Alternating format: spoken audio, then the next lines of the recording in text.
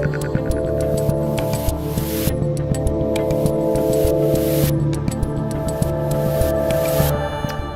shaking, you Nazis? I'm Dave Rubin. This is the Rubin Report Direct Message for today, July 14th, 2021. Do me a favor, subscribe to our YouTube channel, tap the notification bell, share the videos with your friends and family, see what happens. Share it with somebody, send it their way, and then see if they still talk to you in the morning. Little social test. Run that for me, would you? We got 4 stories for you today, and mostly they're related to the Democrats being completely insane. Just completely insane. These people are bananas, bonkers, lunatics, and they must be exposed, and we must fight for the truth.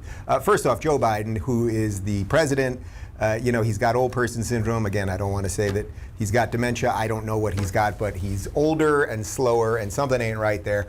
Well, now he's calling these Republican bills to secure our elections, bills that include things like showing ID, that sort of thing. He's saying that these are the worst attacks on American democracy since the Civil War.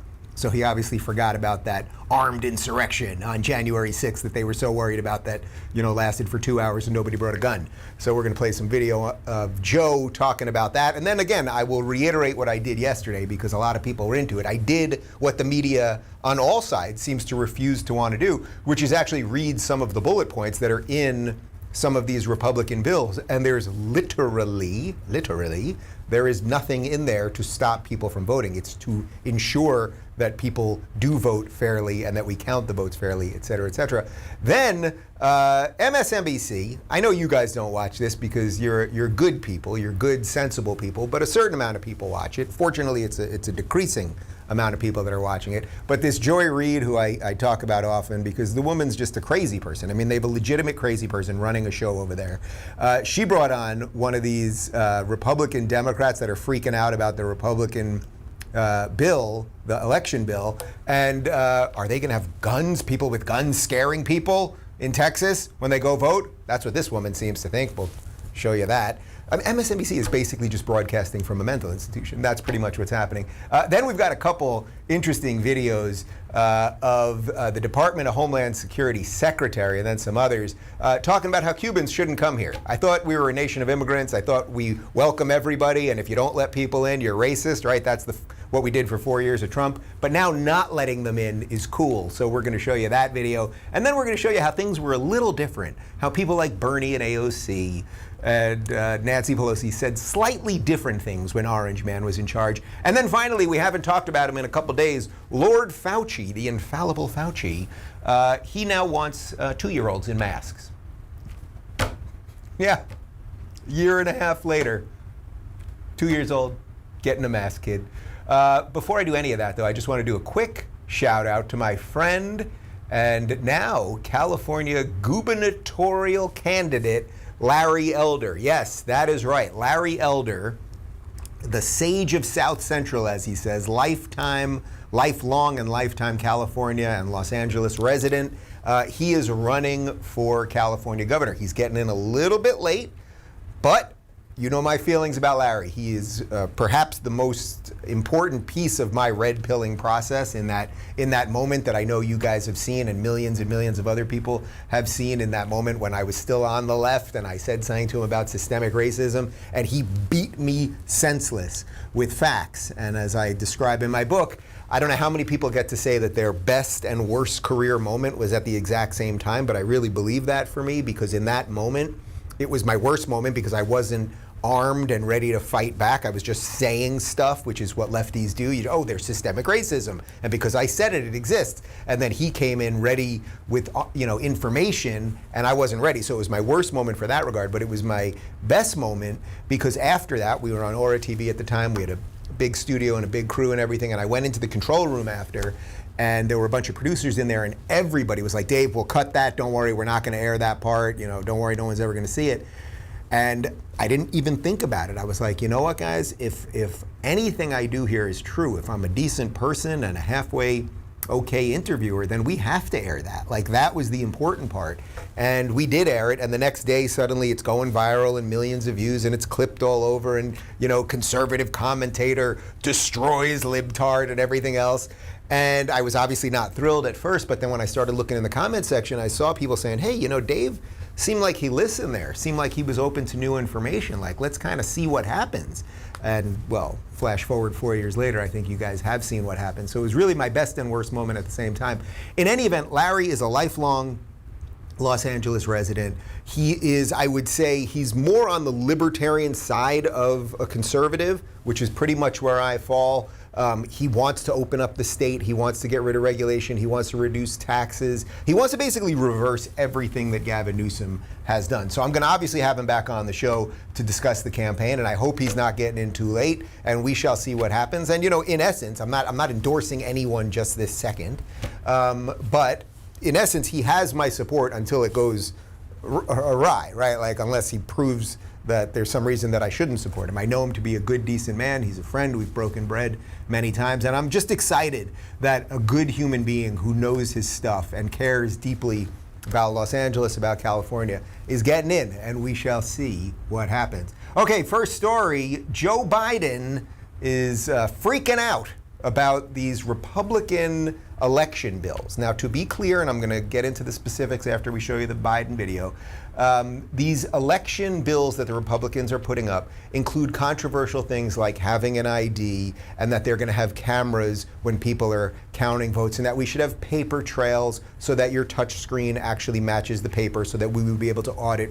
properly. There is literally nothing in these Republican bills that stops anyone from voting, that intimidates anyone from voting, that doesn't allow people of a certain color or economic class to vote or anything else. But the Democrats are now doing what they do with everything, in cahoots with the mainstream media, the corporate press, which is just saying a whole bunch of bullshit. And what that bullshit is that this is an attack on democracy, while they are the ones actually attacking democracy because they don't want our elections to be able to be audited and able to be accounted for. So listen to Joe Biden.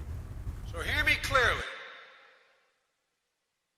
There's an unfolding assault taking place in America today, an attempt to suppress and subvert the right to vote and fair and free elections. An assault on democracy, an assault on liberty, an assault on who we are as Americans. For make no mistake, bullies and merchants of fear, peddlers of lies are threatening the very foundation of our country. It gives me no pleasure to say this. I never thought in my entire career I'd ever have to say it.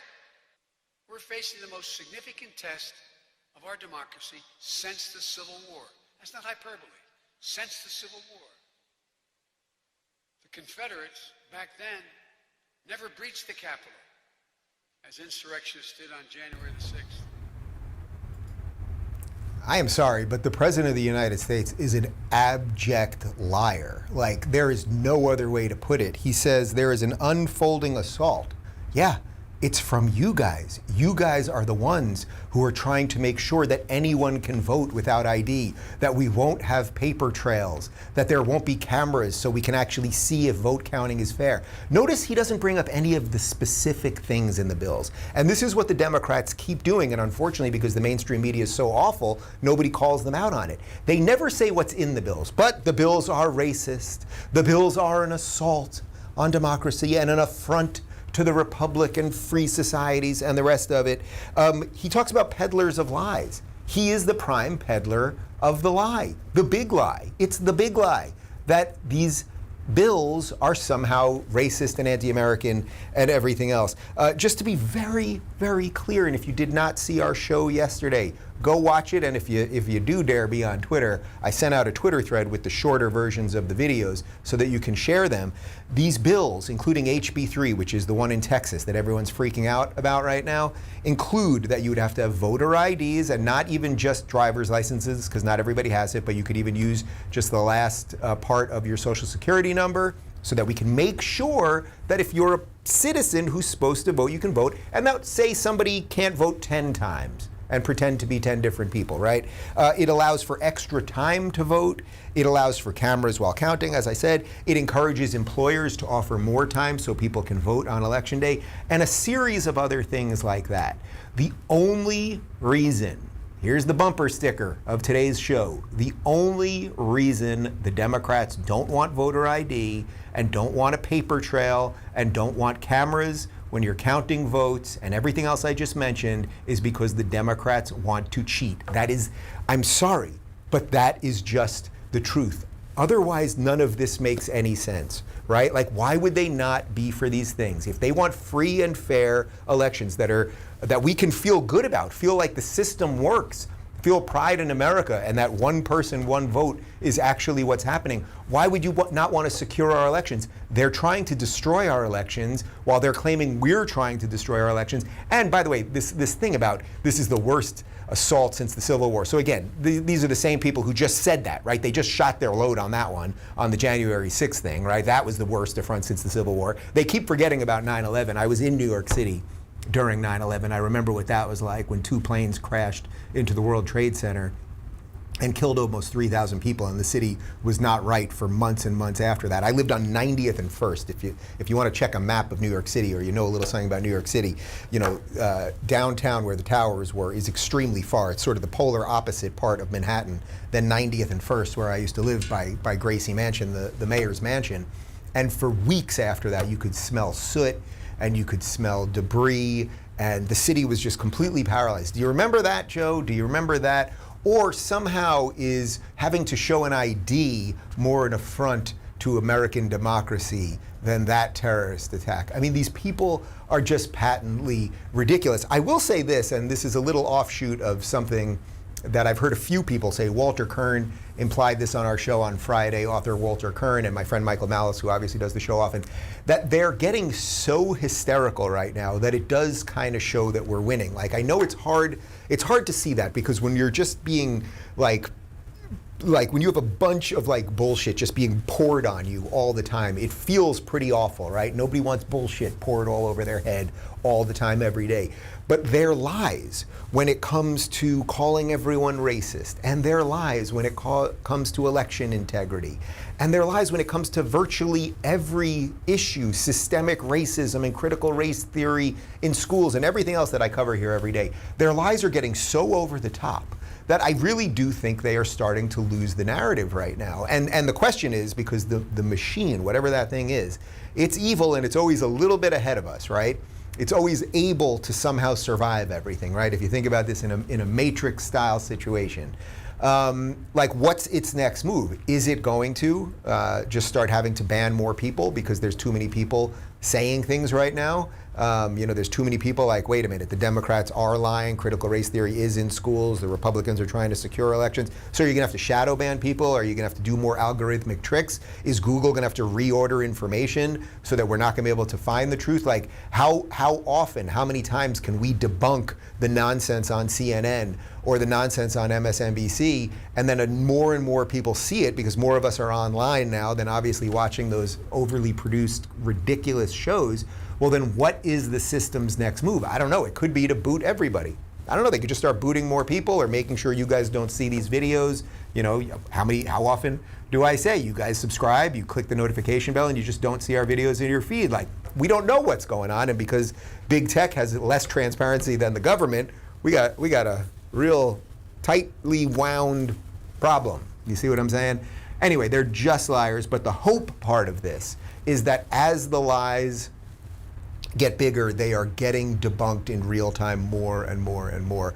And not to make this a commercial, but I would say this is why just create a free account at rubinreport.locals.com. You don't have to pay a dime if you don't want to interact with me or get any of the early stuff or anything like that. But I probably have limited time on big tech, right? Like most of us that are doing anything honest and decent probably do. So if you just create a free account, then I'll at least be able to send push notifications to you and contact you, because who the hell knows what's going to happen? Because I don't think they can allow this to last much longer. It's like everything Joe Biden said right there is a lie. And if CNN won't call him out on the lie, and MSNBC won't call him out on the lie, and all the other places, the mainstream places won't call him out on the lie, but then all of us that are online know that it's a lie. It's like, how long is that situation tenable? I suspect not much longer, actually.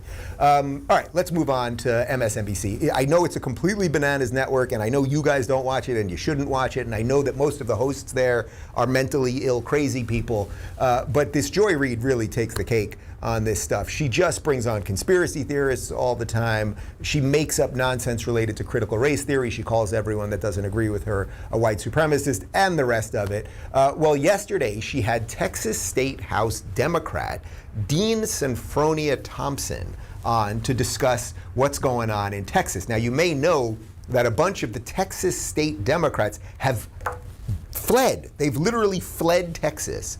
And they've gone to D.C.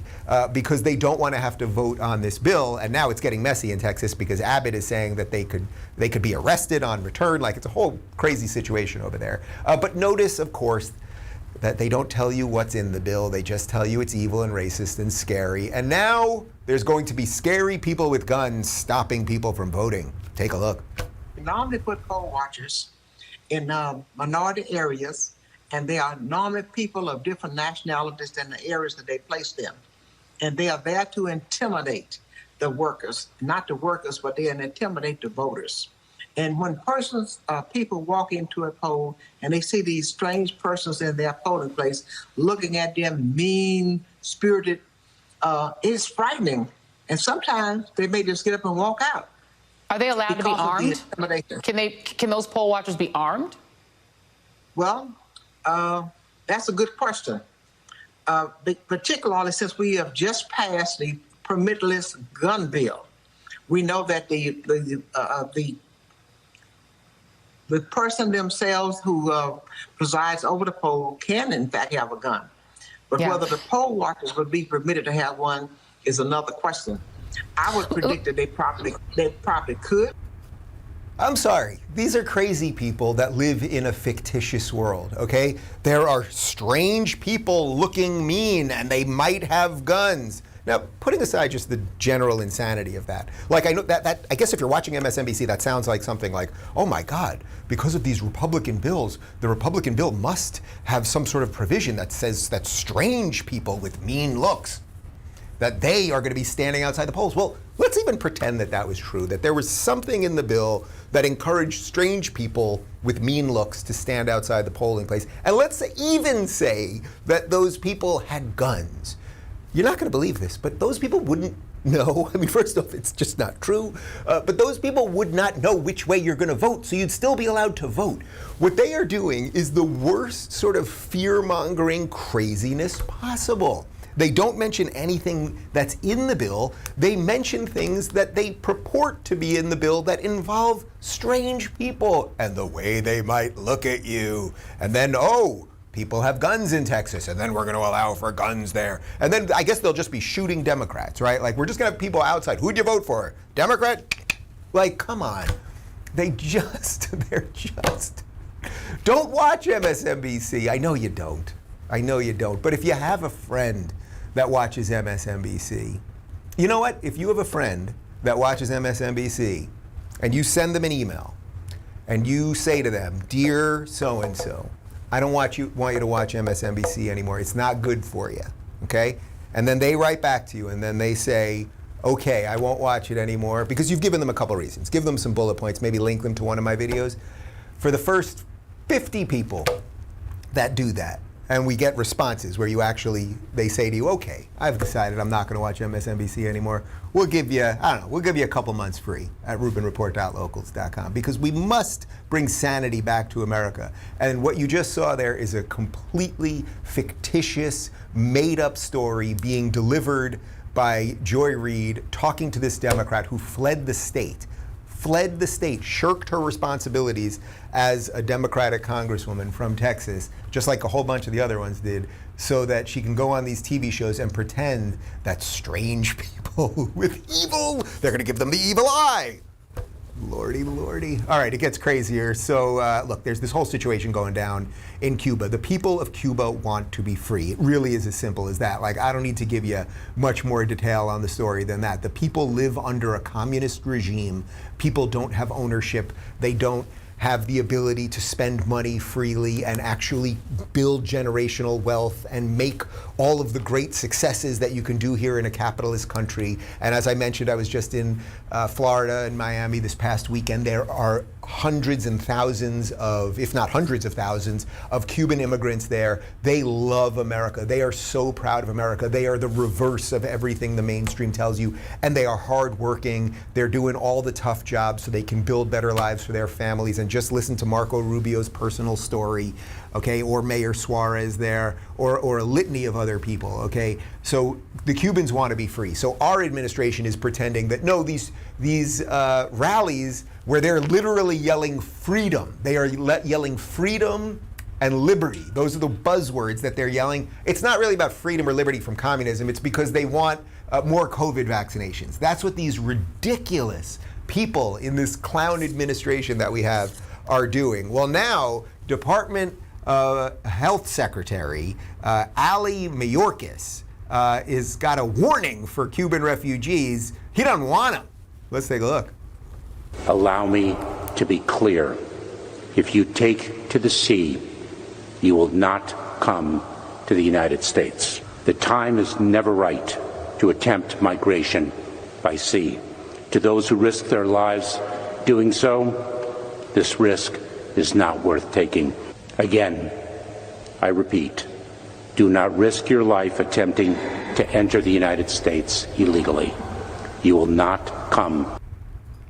That's Department of Homeland Security, by the way. I think I might have said Health Security there. But boy, that does sound awfully racist and mean. I thought we're America, where anyone can come here at any time. And if we don't let you in, that we're racist. That's the game we were playing under Trump, right? Like, you got to open up those borders, let anybody in, don't really ask them anything, give them all the services. You know, come on, America. It's horrible. Everyone join us.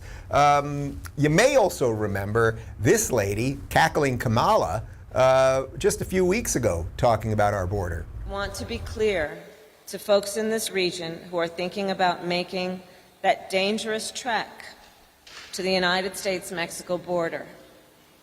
Do not come. Do not come. We should have played that video of Trump saying, I'm going to come. We should have done that. We'll link that together after. There's a great meme of that where she's going, do not come, and Trump goes, I'm going to come.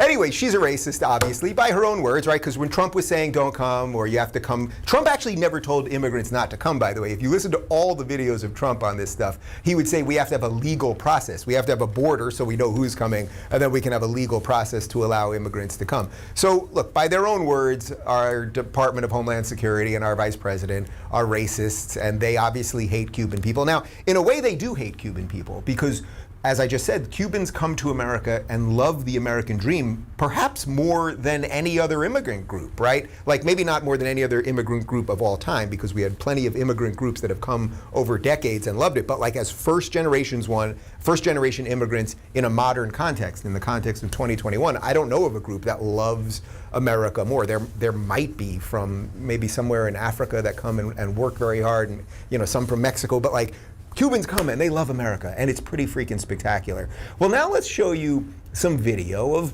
Bernie Sanders and AOC and Nancy Pelosi talking about Trump's immigration policy. And I think you'll see that it was a little bit different from these types of people when Orange Man was in charge. We will rescind all of Trump's hateful and racist immigration executive orders. He has a proven track record of discrimination against anybody who's really non-white in the United States. The president first assumed office with his racist and violent rhetoric. It's about keeping, make America, his hat, make America white again. They want to make sure that certain people are counted. There's a line that I quote every now and again from my friend Dennis Prager, and what he's been saying for years is that the difference between the left and the right is that the right thinks that the left is wrong, and the left thinks that the right is evil. And I think that was the right estimation for a long time, but I'm actually starting to think that these people are evil. At what point, if you lie about everything all the time, if you lie about what someone else is doing while you're doing that very same thing, especially as a public person, right, as people in charge of policy and the direction of the country, at what point is this just blatantly evil? So unless Bernie Sanders now wants to say that the Biden administration is full of hatred and racist, as he just said there about Donald Trump, or AOC said that Trump's policies are discriminatory and they're racist and violent, and then of course Nancy Pelosi basically implied that Trump supporters are all white supremacists. Well, they obviously all should be completely against what Kamala's saying to people in Guatemala. That's what that video is from, and from South America coming here. She's don't come. Okay, so you're racist against those people. And obviously the Department of Homeland Security threatening these people who are under the attack of a communist regime. Well, obviously the Department of Homeland Security is racist and evil and everything else. Now, of course, it's not because it's racist and evil. It's because we have a country and we have to figure out how many people can be here. And we've also got some problems right now. And the economy was wrecked because of the pandemic, or whatever you want to call it at this point, and everything else. So you see why this is all just nonsense. And they just don't stop. They just don't stop. So our work, as I always say, is cut out for us, because if you're going to tell the truth in a time of massive lies, it ain't going to be that easy. But I have nothing better to do, so we're going to just keep going. But these are bad. These are just not good people. Like someone in the comments section, it's easy. As I always say, it's easier for me to read them in locals. That's where I can engage with you guys. But somebody give me the most charitable interpretation of what these people are doing. Like when it comes to the election law, just even the stories we've just covered today. They're blatantly lying about the election law from Biden all the way down, and they're blatantly lying about our immigration policies from Biden all the way down. What is the most charitable way? Like, am I being a partisan hack right now when I'm calling this out and showing you this hypocrisy?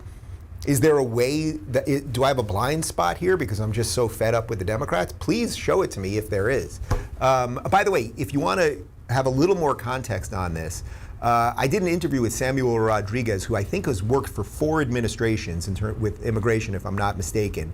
And we do a whole chunk of it, about a half hour, on the Democrat immigration hypocrisy and how that Donald Trump was willing to make massive deals with the Democrats, and that Rodriguez himself took one of the deals to the office of Chuck Schumer, and Chuck Schumer basically said to him, yeah, this is good, but we're not going to give Trump an inch because we don't want Trump to get a win.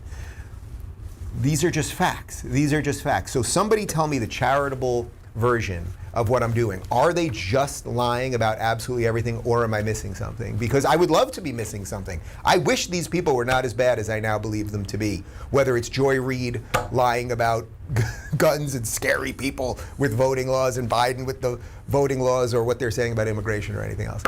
Speaking of liars, let's finish up with the infallible Fauci. So he now wants children over 2 years old to mask up or take the vaccine. No children are dying because of this thing. It is extraordinarily, extraordinarily rare. Adults even, it's about 97.5 to 99% that you will survive if you get COVID. You all know the stuff about the comorbidities and being overweight and diabetes and everything else, on top of the fact that now many of us have had COVID and have natural antibodies, and a huge amount of people have now been vaccinated, and we're supposed to believe that the vaccines work, although now they're telling us people are going to have to get booster shots every year and everything else. Well, now Fauci wants kids. I mean, really think before you watch this video. Whatever little child you know in your life, I just spent some time with my sister and her great kids. She's got a 6-year-old and a 2-year-old. This 2-year-old boy, like, this is not a kid who should be wearing a mask. This is a kid who should be running free and playing with blocks and destroying stuff and going crazy and running around his house in a scooter, which Mom wasn't thrilled about, but what are you going to do? Anyway, here's Lord Fauci. You know that children under the age of 12 who are not eligible for the vaccines generally do not get sick, don't get COVID, or don't get as ill with it. But what does this spread of the Delta variant mean for them, for the children under the age of 12? And what's the timeline for when they might become eligible? Well, a couple of questions, and the answers are the children who are not able to get vaccinated because of their age should follow, their parents should follow with them, the guidelines of the CDC. That unvaccinated children of a certain age, greater than 2 years old, should be wearing masks. No doubt about that. That's the way to protect them from getting infected, because if they do, they can then spread the infection to someone else. So the CDC guidelines for unvaccinated people, including children, are not changed at all. We are currently doing, we being the federal government together in collaboration with the pharmaceutical companies, age de-escalation studies, namely looking at the safety and the immunogenicity of vaccines in children from 12 to 9 years old, then from 9 to 6, then from 6 to 2 years old, and then ultimately from 6 months to 2 years old. Dystopia, man. We live in a modern dystopia. That really is the truth. Okay, so a couple things here. First off, Andrea Mitchell, that's MSNBC, by the way. Andrea Mitchell, she says something interesting at the beginning. She basically says kids don't get sick, and then in the next breath, she goes, when can the kids get vaccinated? She links that then to the Delta variant. She doesn't give you any data on the Delta variant, right? Nothing, and this is what they do with everything. They don't give you any data points. They just say things. So she goes, kids don't get sick. When can they all get vaccinated because of Delta? And it's like, well, is something going on with Delta that we need to know? Is it killing a lot of kids? Then they're saying if they get, this is what Fauci's saying, he's saying if they get infected, meaning the kids, they can spread it. Now, that's probably true, right? Like, it is possible that kids can get COVID. Actually, my 6-year-old niece and my 2-year-old nephew, who I just mentioned, they had COVID. They did the quarantine, the whole thing. They were sick for a few days, and then everything was okay. My sister got it when they got it, and actually my brother-in-law, who lived in a very small house with them, did not get it. These are all just things. Like, I'm just putting out a little bit of personal stuff right there. But the point is, okay, let's say a 2-year-old got it. It might give it to another 2-year-old and another 2-year-old, another 2-year-old. But is there any evidence that those kids are going to die? Is there any evidence they're going to have long-term effects or anything else? Notice they don't tell you any of those things. So his answer is, let's do these studies to inject 2-year-olds with this stuff. And in the meantime, follow the CDC guidelines that have been completely all over the map and often contradictory and everything else, or put your kids in masks. So 2-year-olds and 3-year-olds and everything else should be in masks. You know, I was in Universal Studios. We took my niece and nephew to Universal Studios about a week and a half ago here in Los Angeles.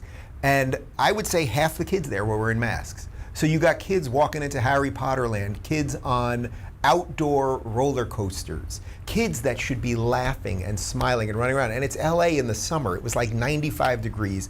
Everyone's dripping with sweat. You've got adults who I guess have been vaccinated, not in masks, and you got kids who are dressed up as Harry Potter or Hermione, whatever her name is, and whoever. And those are heavy costumes that they're wearing, dressed up as wizards. Hermione Granger, thank you. You know, I'm a Star Wars guy. I'm more of a robot guy than the wizards. It's a little, the wizards, whatever.